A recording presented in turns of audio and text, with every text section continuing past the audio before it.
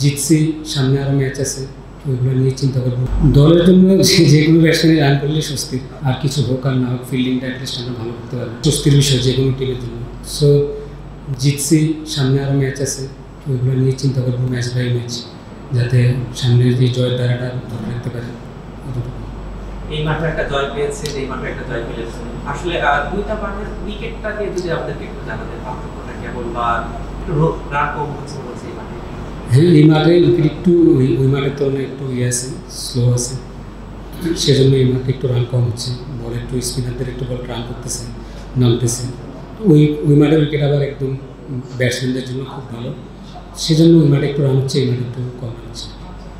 আজকে খেলার আগে কি মনে হচ্ছিল এগুলো সাব্বির রহমান আছে, নাজমুল শান্ত আছে, একটু বড় মানে চট্টগ্রাম থেকে একটু বড় তারা আছে, আর সেটা কি কোনো বাড়তি প্রেশার ক্রিয়েট করছে?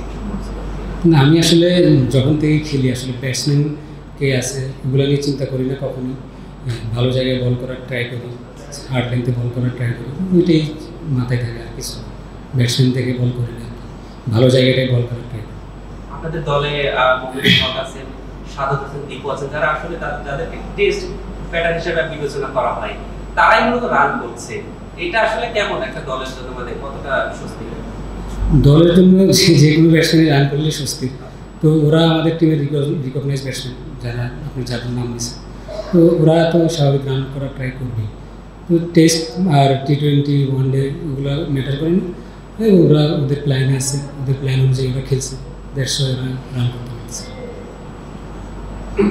Which wicket was the turning point of this game?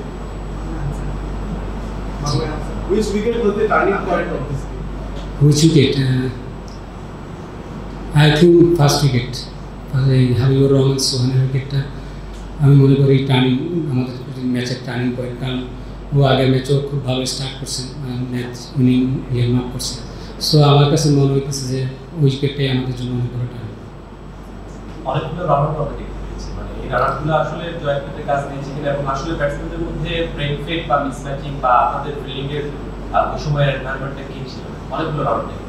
আসলে আমরা যখন থেকে ক্যাম্প শুরু করছি তখন থেকেই আসলে ফিল্ডিংয়ের উপর খুব জোর দিয়েছে আমাদের ফিল্ডিং কোচ, টিম ম্যানেজমেন্টের যারা আছে, কোচিং স্টাফ। সো ওই দিক থেকে আমরা খুব কনফিডেন্ট ছিলাম যে আমাদের টিম আর কিছু হোক আর না হোক ফিল্ডিংটা অ্যাটলিস্ট আমরা ভালো করতে পারবো। সো ওই চিন্তা ওইখান থেকেই আসলে ভালো ফিল্ডিং করাটা, সবাই খুব ভালো ফিল্ডিং করছে, আর সবাই আলহামদুলিল্লাহ সবাই খুব ফিট আছে। ফিট থাকলে ফিল্ডিংটাও ভালো হয়। Thank you.